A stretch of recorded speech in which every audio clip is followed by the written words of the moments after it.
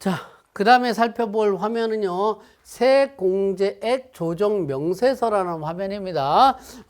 법인세법의 경우는 세액공제라든가 세액감면들이 굉장히 많고 적용되는 사례들이 많다 보니까 공제 감면된 서식 화면들이 굉장히 종류가 많아요. 그에 비해서 개인사업자의 경우는 조금 그 숫자가 적은데 그 중에 가장 대표적인 게 뭐냐면 세액공제액 조정 명세서 화면입니다. 이 화면은요, 개인 조정, 공제감면 성실, 지방세, 여기 공제감면세, 종소세에 여기 화면이 배치되어 있습니다. 여기에 보시게 되면 세액공제액 조정 명세서 화면이 있어요. 여기에 보시게 되면 공제세액 계산 탭, 그리고 당기 공제세액 및 2월의 계산 탭이 있어요. 여기 보시게 되면 공제세액 계산 탭에 통합투자세액 공제, 임시투자세액 공제라든가 이런 부분들이 쭉 있어요. 여기에 계산 기준 및 계산 내역이나 F4 계산 내역 공제율이 좀 변경돼 있는 것들을 볼 수가 있습니다. 서식이 개정이 되면서 이런 부분들을 반영을 할 수가 있고요. 혹시라도 서식이 개정되기 전에 여러분들이 세무사랑 프로그램에서 데이터를 다 입력을 했다. 그러면 혹시 이 화면 같은 거를 업데이트 하기 전에 입력을 했다면 화면이 업데이트 된 다음에는 다시 불러오기를 하거나 또는 다시 데이터를 입력해야 될 수도 있어요. 그러니까 여러분들이 혹시라도 서식이 개정되기 전에 데이터를 입력한 게 있다. 그러면 업데이트 한 후에 다시 불러오거나 다시 입력을 해야 된다는 거 주의하셔야 된다는 거 보시고요. 그 다음에 통합투자세액 공제 있고요. 영상 컨텐츠 제작 비용에 대한 세액 공제 요 부분도 있죠. 요거 나와 있죠. 요것도 반영이 새로 돼 있으니까 하시고요. 마찬가지로 업데이트 후에 다시 불러오게 하거나 재입력할 수도 있다라는 거 보시면 되고요. 그 다음에 영상 컨텐츠 제작 세액 공제 했네요. 계산 내역 공제율 변경되는 거 화면 계속 중복되고 있고요. 그 다음에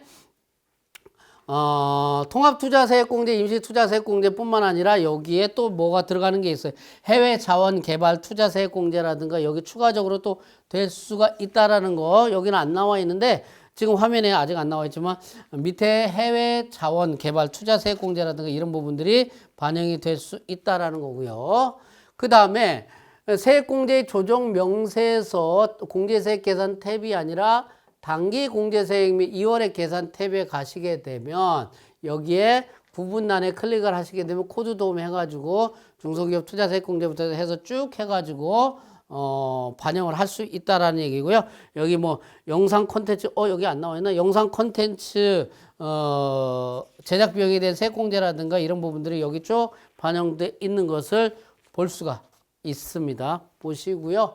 그 다음에 업무용 승용차 관련 비용 명세서 서식을 보면, 자, 업무용 승용차에 대해서는요, 기본적으로 사적으로, 개인적인 승용차라든가 이런 것을 사적으로 사용하는 이 부분을 회사의 비용으로 법인이든 개인 사업자든 비용 계상하는 것을 방지하기 위해서 어떤 제도를 두고 있어요? 첫 번째는 임직원 전용보험에 임직원 전용보험에 가입을 해라. 보험 가입하고 그리고 또 뭐하고 돼 있어요? 운행일지 작성을 하도록 하고 있습니다. 운행일지 작성. 거기에 법인사업자의 경우는 또 뭐까지 해요? 전용 번호판, 녹색, 연두색인가요? 녹색인가? 여하튼 그것까지 번호판 부착까지 이렇게 굉장히 강도 있게 규제를 하고 있어요. 사적으로 쓰는 부분을 방지하기 위해서 그래요. 다시 업무용 승용차에 대해서는 전용 보험에 가입을 해야 되는 거, 그리고 운행일지 작성을 해야 되는 거. 자, 그랬을 때 전용 보험에 가입을 안 했어요. 전용 보험에 가입을 안 하게 되면 법인의 경우에는 전액 송금 불산입을 합니다. 그러니까 업무용 승용차 관련 비용은 전액 다 송금 불산입해요. 임직원 전용 보험에 가입을 안 했다는 얘기는 사적인 거 아니냐라고 보는 겁니다. 그런데 개인 사업자의 경우는 전액이 아니고 50%만큼은 필요경비 불산입을 합니다. 즉 비용으로 인정을 안 해줍니다. 그러다 보니까 보험 가입 관련 대상 일수라든가 가입 일수, 가입 비율이 화면이 추가가 됐어요. 종전의 화면은 이렇게 임차 운행기록까지 나오는데 여기에 보험 계산, 월수, 대상에서 가입일수 요 화면이 여기 내용이 추가가 됐어요. 이 화면이 추가가 됐으니까 여러분들 여기 보험 가입 일수라든가 이런 거 입력을 하게 되면 나머지 자동적으로 다 반영이 될 겁니다. 반영이 되고요. 그 다음에 창업 중소기업 등에 대한 감면세 계산서라는 화면이 있어요. 창업 중소기업에 대한 감면 적용을 하죠. 자, 그런데 이 화면은 일단 공제감면, 성실지방세, 공제감면세 조특법 1 전자, 창업 중소기업 등에 대한 감면세 계산서 화면에서 입력을 해주는데, 자, 이게 감면이 주로 크게 두 가지로 나눠요. 창업 중소기업 감면이 있고 창업 벤처기업 감면이 있어요. 창업 벤처기업 감면이 있어요. 창업 중소기업 감면의 경우에는 보통 50%인데 청년 창업의 경우에는 수도권 과밀억제 권역 밖의 경우에는 100%가 적용이 돼요. 그런데 창업 중소기업 감면과 달리 창업 벤처기업 중소기업의 감면에 대해서는요, 무조건 50%만 적용이 됩니다. 일반적인 창업 감면과 달리 지역에 대한 제한은 없어요. 지역에 대한 제한은 없지만 감면율은 무조건 50%로 고정이 돼 있어요. 적용돼요. 그러다 보니까 창업벤처 중소기업을 선택을 했을 때 감면 비율은 이렇게 50%로 고정이 돼 있다라는 거. 이거 왜 안 바뀌어요? 물론 여러분들이 바꿀 생각도 안 했겠지만 이게 고정돼 있다라는 거 참고적으로 보시면 되겠고요. 그 다음에 중소기업 기준 검토표라고 돼 있습니다. 일반 기업, 중소기업에 대해서는 세제 혜택이라든가 이런 게 많이 가죠. 접대비가 아니고 기업 업무 추진비라든가 분납이라든가 뭐 여러 가지 사항들이 중소기업에 대해서는 굉장히 더 우대를 해주고 있어요. 그랬을 때 중소기업 기준 검토표 작성을 통해서 중소기업 여부를 따지는데 이때 독립성 요건 및 유예기간 탭에 보시게 되면 여기 유예기간 탭에 보시게 되면 종전에는 중소기업이 규모의 확대 등으로 해서 그 기준을 초과하는 경우에 최초 그 사유가 발생한 사업년도, 그 다음에 뭐 3개 사업년도, 요게 5개 사업년도, 이런 식으로 변경이 됐다라는 거 확인하시면 되는 거고요. 거의 대부분 다 중소기업이 될 텐데, 이렇게 해서 중소기업 기준 검토표에서 중소기업 적합 해놓고 그대로 끝내는 게 아니고 회사 등록에서 중소기업 여부를 체크를 해줘야지만이 다른 이거 조정명세서라든가 각종 서식에 중소기업으로서 적용을 받을 수 있다라는 거 여러분들이 확인하시면 좋겠습니다. 중소기업 기준 검토표 서식에 대상 연도, 요게 과세 몇 개 연도까지 적용되는지가 변경이 됐다라는 거 보시면 되고요. 자, 선급비용 조정명세서는 뭐냐면 말 그대로 선급비용, 일반적으로 가장 흔하게 발생하는 게 보험료 같은 경우죠. 보험료가 딱 1월 1일부터 12월 31일이 아니라 뭐 7월 1일부터 다음 연도 6월 30일 뭐 이런 식으로 중간중간에 가입이 됩니다. 그러면 보험료 같은 경우에 이제 2개 과세 기간에 걸쳐서 발생을 합니다. 그러면 기간이 경과되지 않은 부분은 선급비용으로 해서 자산으로 정리해 줘야 되겠죠. 자, 그렇게 선급비용 계산할 때 활용을 하시면 되겠습니다. 화면에 기간일수, 대상 기간일수가 추가가 됐다라는 거, 이런 부분 참고적으로 보시면 될 것 같아요. 뭐 크게 활용하는 용도는 많지가 않은 것 같은데 뭐 활용하실 때 여러분들 보시면 되는 것 같습니다. 자, 추계신고자 관리는 말 그대로 추계신고하는 경우 관리를 하는 건데, 자, 추계신고가 종합소득세 신고는 크게 두 가지로 나누죠.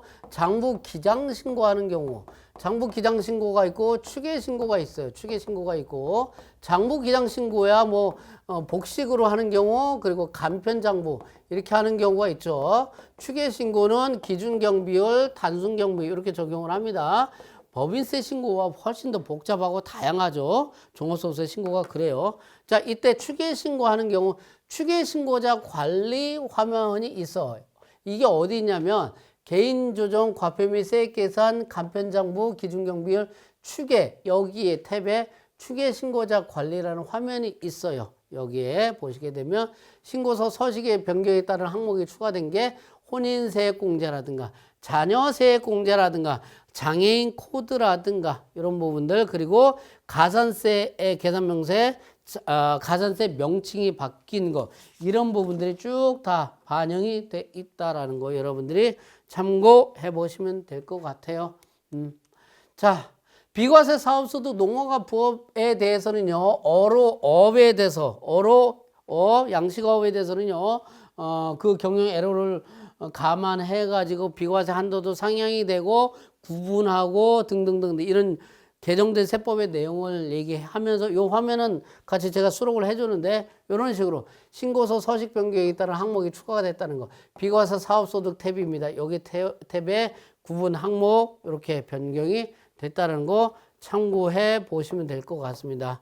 과거에는 어로업이 이쪽으로 들어갔었죠. 농어가 부업으로 들어갔는데 여기서 빠져버리고 이쪽으로 따로 나와 있다라는 거 여러분들이 확인하시면 되고요. 그 다음에 전자계산서 발급 세액공제 신고서라고 해가지고, 이것도 이미 다 설명한 내용이네요. 선택 항목이 추가가 된 것은 그 전까지는 직전 과세기간 사업종교 총수익 금액이 3억 원 미만인 사업자에 대해서만 적용을 했는데, 해당 과세기간에 신규로 사업을 개시한 자도 적용을 한다라고 개정이 됐기 때문에 서식이 변경이 됐어요. 그래서 해당 과세기간에 신규로 사업을 개시한 사업자의 경우 기수 1기일 때만 활성화될 겁니다. 기수가 1기일 때. 그때만 신규니까. 근데 기수가 1기이면 이때는 직전 과세기간 요구할 때는 1기면 활성화가 되지 않습니다. 선택이 되지 않는다라는 거 한번 보시면 되고요. 신규 사업자에 대해서도, 신규 사업자니까 직전 과세기간 총수익 금액은 당연히 모르죠. 그렇다고 하더라도 신규 사업자라도 세액공제, 전자계산서 발급 세액공제를 적용받을 수 있다라는 거 여러분들이 감안하시면 되고요.